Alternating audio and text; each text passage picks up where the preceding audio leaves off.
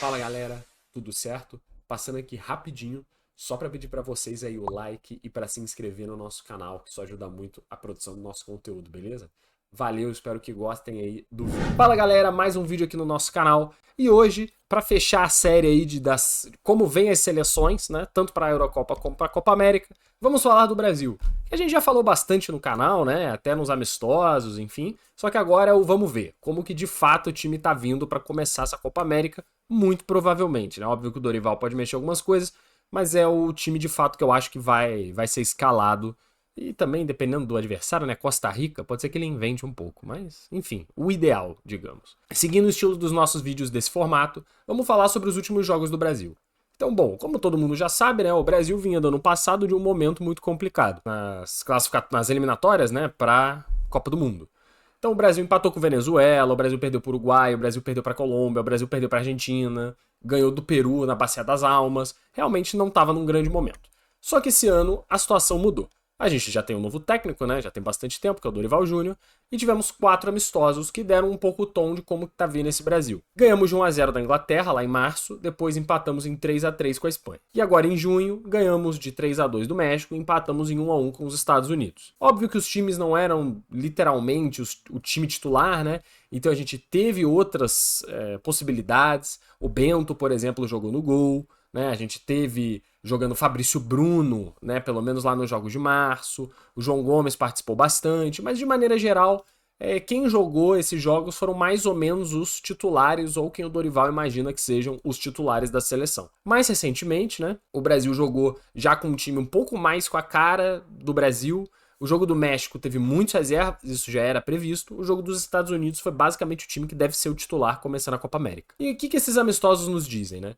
Eu acho que é bem óbvio, na verdade. O Brasil é um time muito bom, é um time extremamente competitivo e é um dos favoritos a vencer a Copa América. Só que ainda é um time um pouquinho inconstante. Ganhou da Inglaterra, é verdade, empatou com a Espanha, um jogão, um jogo difícil, valeu. Ganhou do México com as reservas, num jogo bem esquisito, né, que o México se engraçou bastante, digamos, no segundo tempo, e fez um jogo bem abaixo contra os Estados Unidos.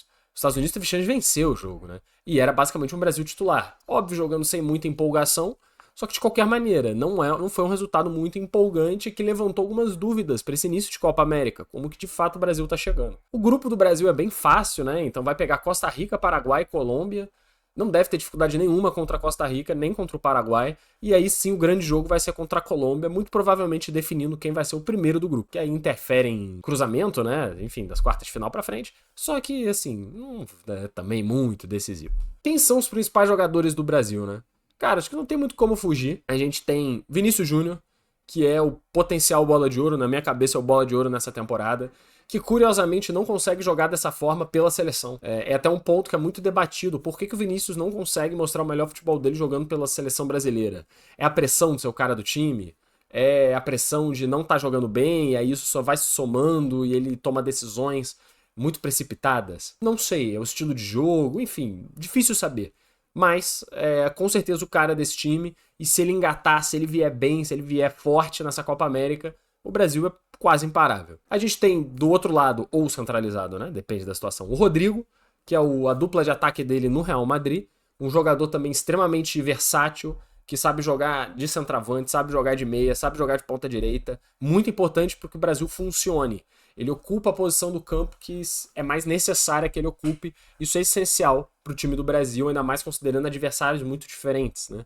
Você vai jogar contra a Argentina e vai jogar contra a Costa Rica, né? Que são coisas completamente diferentes. Quase a água pro vinho. No ataque, eu acho que são eles. Ficar de olho no Endrick, que muito provavelmente não será titular, só que é um centroavante, putz, que pelo menos na seleção tá mostrando que tem estrela.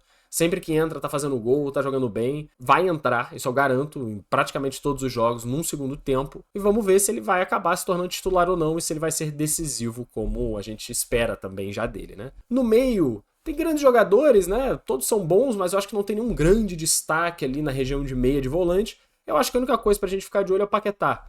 Não exatamente por causa do futebol dele, mas por causa de toda essa questão envolvendo casa de apostas e tudo mais, essa investigação que ele tá sofrendo.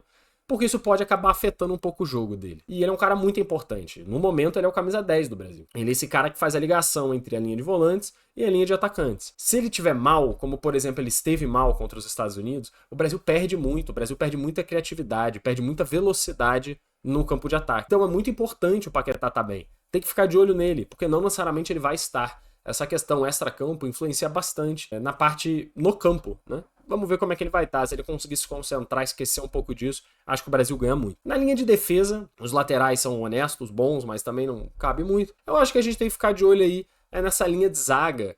Quem que vai jogar, né? A gente tem, por exemplo, o Marquinhos, que é um cara experiente, um cara que já tem muita rodagem pela seleção, dos líderes desse elenco, só que não está exatamente no seu melhor momento da carreira, né, pelo PSG. E o par dele, que é uma incógnita. Eu acho que vai ser o Beraldo, como a gente vai ver no campinho daqui a pouco.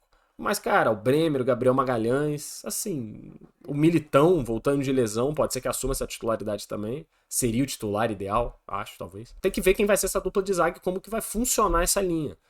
Contra times fracos, não vem tanto ao caso, né? Porque, putz, Paraguai, Costa Rica, mas quando a gente pegar times mais complicados, como já a Colômbia na fase de grupos, ou um potencial Uruguai, ou uma potencial Argentina, aí que a gente vai ver de fato a linha de zaga tendo que funcionar para levar o Brasil mais além na competição. Então acho que é isso dos principais jogadores. Vamos ao campinho para entender taticamente como que o Brasil vem para a Copa América. E como eu imagino que o Brasil vai vir para essa Copa América, já pensando um pouco que o confronto é contra a Costa Rica. Imagina um 4-3-3, pouco mistério aí. A linha de zaga, o Alisson é o goleiro titular. Eu gosto muito do Bento também, mas até compreendendo também a cabeça do técnico da seleção, o Alisson deve ser o titular absoluto.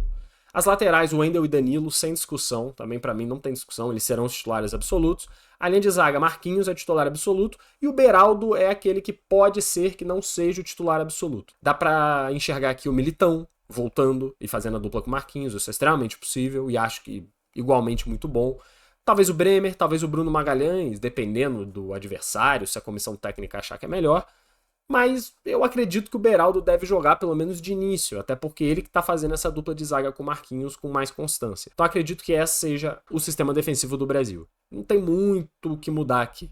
Do meio para frente, tem algumas opções que podem ser diferentes.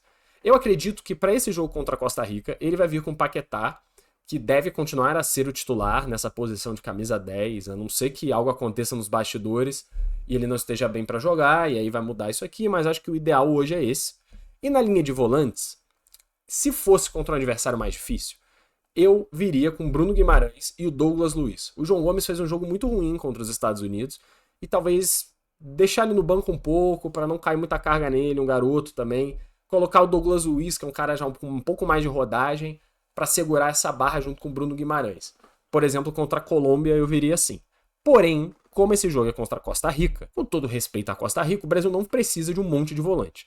Então eu tiraria o Douglas Luiz e colocaria o Andréas Pereira para jogar, na verdade, mais como um meio de campo, né? Tipo, ele na teoria entraria como um volante, taticamente, só que eu acho que no fundo ficaria mais ou menos assim, né? O Andréas Pereira ia jogar avançado, porque a Costa Rica não tem capacidade ofensiva praticamente nenhuma, não tem necessidade de ter mais de um volante de fato defendendo.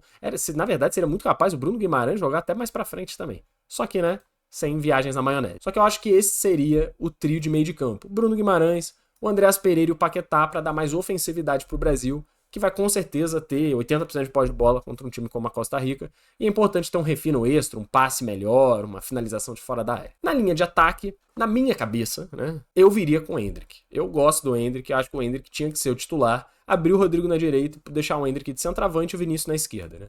O Vinícius eu acho que não tem muito o que discutir, ele é o titular do time, ponto esquerdo. E como a gente já prevê, o Dorival gosta muito do Rafinha, né? Então o Rafinha, na minha cabeça, é titular. Não tem muito motivo dele mudar isso agora, sendo que ele jogou assim contra os Estados Unidos. Muito provavelmente vai entrar o Rafinha de ponta direita e o Rodrigo fazendo, na verdade, uma função de falso 9, né? Ele não faz centroavante porque ele não é um bom pivô. Então ele vai acabar fazendo uma função mais recuada, de falso 9, para ajudar nas triangulações e nas finalizações, como até deu certo contra os Estados Unidos, né? Ele sabe fazer isso. Obviamente, uma outra opção aqui é tirar o Rafinha, colocar o Endrick no meio e o Rodrigo na direita. E, eventualmente, dependendo da situação, até tirar um meio de campo, colocar o Endrick também, para ter até mais gente dentro da área, considerando que eu imagino um jogo muito fácil contra a Costa Rica. Contra o Paraguai, o Brasil deve entrar parecido. Contra a Colômbia, acho que é mais legal você ter 2 volantes para dar uma segurada melhor. E sem muito mistério, eu acho que é assim que vem o Brasil. Um time sólido. Cara, não tem como falar que esse time é ruim. Esse time é muito bom e ainda tem grandes opções no banco para reforçar o time pontualmente, dada a situação do jogo. Não vejo a Argentina com um time tão melhor do que o Brasil. Acho que é pau a pau. E o Uruguai quase lá. O Uruguai também um pouco mais atrás, junto ali com a Colômbia. Times que também têm bons elencos, mas que estão ali um passo atrás, quem sabe, desses dois principais. Né? Tirando isso, né, o que eu acho que pode ser um além para o Brasil, além da tática, dos jogadores que ele tem? Eu acho que, para fechar, o Brasil ele tem um lado negativo e um lado positivo. O lado negativo do extracampo é a pressão muito grande que está acontecendo na seleção brasileira. O Brasil vem performando mal em competições internacionais. Nas últimas Copas do Mundo tinha-se muita expectativa, desde lá do 7-1, e o Brasil não está conseguindo chegar lá, não conseguiu ser campeão, mesmo com times que na época a gente achava que eram excelentes. Então fica aí a pressão. Copa América, o Brasil perdeu a última também em casa para a Argentina, mais pressão. O Brasil tem que muito vencer, o Brasil tem que ganhar alguma coisa, tem que vencer essa Copa América de qualquer maneira. E isso eu acho que é um ponto que pode acabar pesando nos jogadores, dependendo, né, ali da situação. Por outro lado, eu acho que o Brasil é o time que mais quer também essa Copa América. A Argentina tá numa pegada meio, sei lá, ainda tá num efeito rebote da Copa do Mundo. Eu não sinto a Argentina com tanto afinco para vencer esta Copa América, né? Já ganhou, depois ganhou a Copa do Mundo, putz, agora vai ficar uns anos aí. Eu não tenho essa sensação com esse time da Argentina. O Brasil tem tudo para ganhar na base da empurrância, na base da vontade, se for assim, se não for na qualidade, que seja na vontade.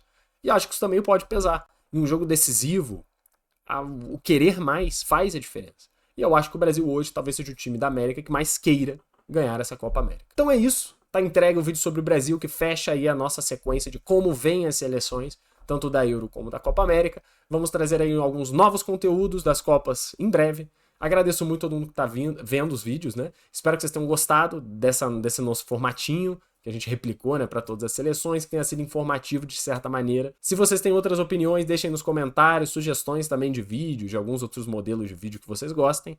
Deixem aí que a gente sempre tá acompanhando, a gente sempre responde, beleza? Um forte abraço e até o próximo vídeo.